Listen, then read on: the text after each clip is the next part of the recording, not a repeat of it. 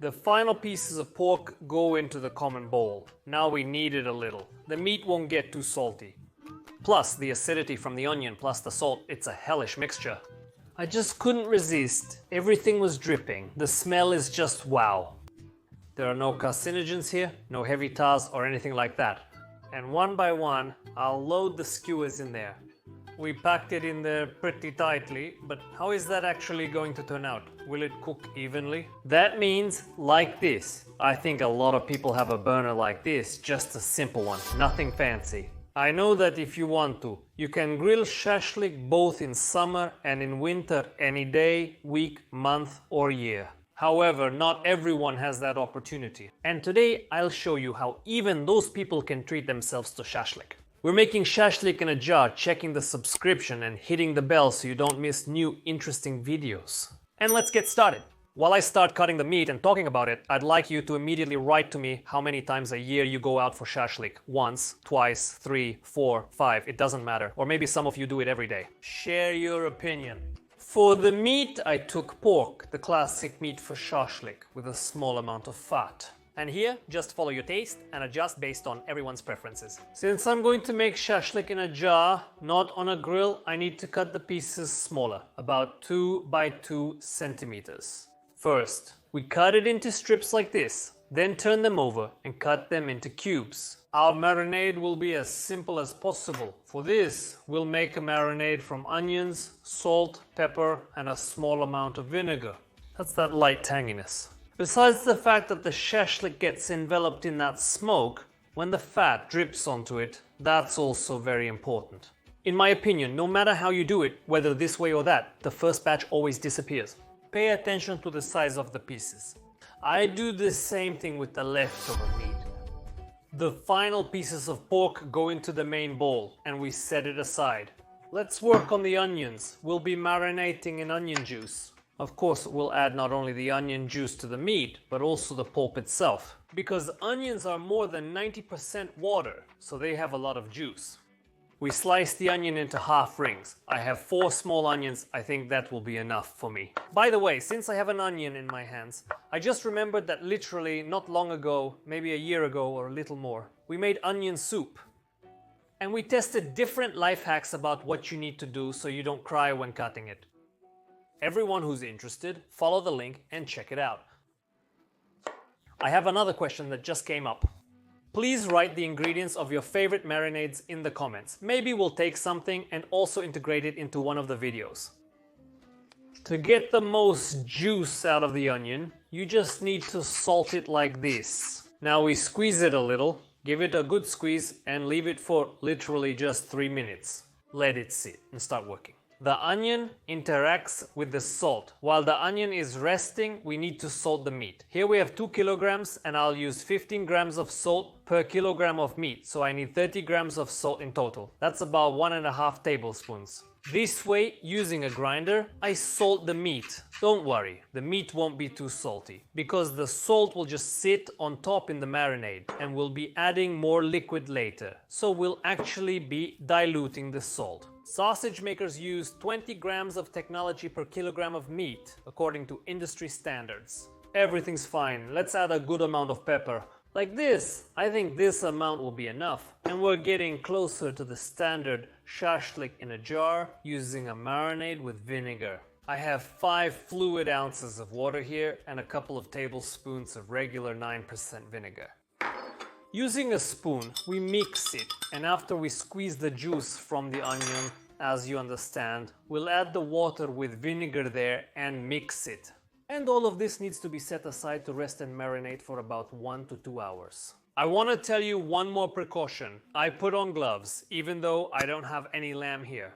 But vinegar plus the acid from the onion plus salt is a hellish mixture. So protect your hands, protect your health, protect your eyes. God willing, nothing splashes. And use these precautions. That way nothing will sting us, everything will be fine and you could say excellent. That's it, I'm done. Now, by the way, the onion has become soft, it's soft for us, and we start squeezing it. Look how much juice it gave. The salt does its job, the onion is in place, the meat is in place, the spices are in place, and the water with vinegar also goes to its place. And now, Carefully, since I miscalculated with the bowl. I'll be mixing the meat and you can take a bigger one at your discretion so that nothing spills anywhere, simply. I just couldn't take it anymore, everything was falling out and spilling, so I just took a bigger bowl and started mixing. I think I'll just waste time on this. I'll literally massage it for 3 minutes and move on to the next step. Listen, what if you grill shashlik on the balcony? Have you ever tried that? I haven't experienced it myself, but I know people who have tried it and their neighbors complained. They needed the police, emergency services, and an ambulance. I'm once again transferring everything into glass containers.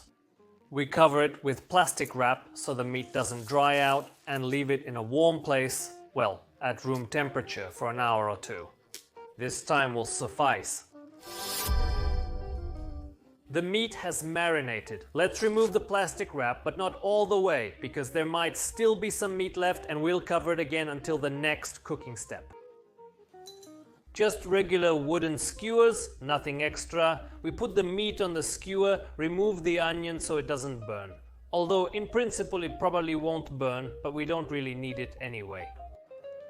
How many are here? Well, about 5 pieces I think. The smell is just amazing. We put all the remaining meat on the skewers until, of course, it runs out. The jar is ready. Where will we soon put our shashliks? But to give it a smoky aroma, I'll pour in a little liquid smoke. What's its difference from natural smoke? More precisely, how is it different? There are no carcinogens, heavy tars or any of that here, so it will give us just a light smokiness. And by the way, I just recently found out that scientists can synthesize any flavor, fruits, vegetables and so on, but it's impossible to synthesize the taste of shashlik. We can only get as close to it as possible in these kinds of home conditions. We lower the shashlik skewers like this. I'll place them against the side so that our shashlik skewers stay even. And one by one I'll load the skewers in there. That's it, the whole jar is set up. Pay attention. The liquid smoke is at the bottom. The skewers are standing strictly vertical. Cover it with foil and put it in the oven. The most important rule is to make sure that all this shashlik ends up on the table, not in the trash can along with the shards. Put the jar in a cold oven, set it to 160 degrees and wait for an hour and a half. After an hour and a half has passed, turn off the heat and wait another half hour until the temperature drops. Otherwise, because of the temperature difference, we might lose this wonderful dish. The shashlik is turned off. It needs another 10 minutes to simmer. The jar will cool down and in the meantime, we'll make some awesome onions with herbs. For this, I need to thinly slice a small to medium onion into very fine half rings. Something like this. We separate the rings a bit, or rather the half rings, and put all of this into a bowl. Next, we chop the parsley very, very finely, really fine like this. First, cut it perpendicular and then we'll go over it again parallel. That means we chop all the parsley like this and add it to the onions. Perfect. Next, we take lemon juice, salt and pepper. I still have a lemon left over from the previous recipe. I cut the peel off here. Now I insert a fork and squeeze a small amount of juice, adding it to the onions and herbs. Salt, freshly ground pepper. Mix it all together and let it sit for 5 minutes. We take out the jar of shashlik. It's still very hot, so handle it with caution, even if it seems to have cooled down in the oven. Pay attention to how much juice and fat there is. I don't know what kind of meat we ended up with. I mean, maybe we had a low quality seller or producer who pumped the meat with water. But I don't think it's from that amount, maybe even less, because it's still there. The void's made up exactly 50%, but where did it go? That's even more than 50%. So, don't repeat my mistakes. Get your meat from trusted suppliers, pay attention. I'm being told right now, look, this is about finger thick, that's fat on top, and all of this is water. My suspicions were confirmed. Guys, be careful, it's very hot, I'll take some tongs. Oh, the smoky smell from this smoke is coming, but... However, this smoky smell still doesn't match the aroma of authentic shashlik. I can recognize it with my eyes closed. It's not here, but this is very, very close to real, natural shashlik. And now we'll give it just a little more flavor and smokiness. The first thing we'll do is fill the container with lavash, just like this. Nice.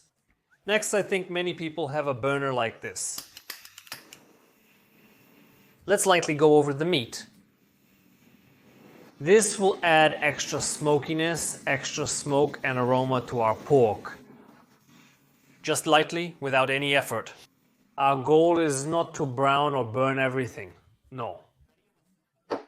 Now we put the meat like this into a container, which we will cover now. And it will finish cooking there. It will exchange juices and aromas there. And also, we add the onion and herbs here like this. Pay attention to how beautiful this is. Now we close the lavash, just like this, and then cover it with a lid on top. So we leave it like this for 5 minutes and then start tasting. We open it, wrap it up, or rather unfold the lavash and take out the shashlik. Look how beautiful it is with the onions and greens. It's a pity we couldn't make some kind of sauce. This is such an individual matter that I think everyone will decide this for themselves. What should we try? Very tender, shredded meat with a light aroma of smoke and smokiness. Of course, this doesn't really resemble shashlik, but if you serve these skewers to everyone in the group like this, I think it will be just as warm and heartfelt a conversation. It's just as heartfelt a gathering as sitting around a campfire, although nothing can truly replace sitting around a campfire. But this is the part that was in the water, and if we take the part that was on the surface and try it, the meat is tender, falls apart into fibers, but it's a bit on the dry side. Right here, what was really missing was the sauce, but the taste is just amazing. Marinated, salty, perfectly peppered, and with a slight tang. It's awesome. And you know what? Here's what I'll do. I'll take a bit of onion and put it on top of the meat. Onion always does its job. It's really tasty. It's not quite like shashlik, but it's very, very delicious.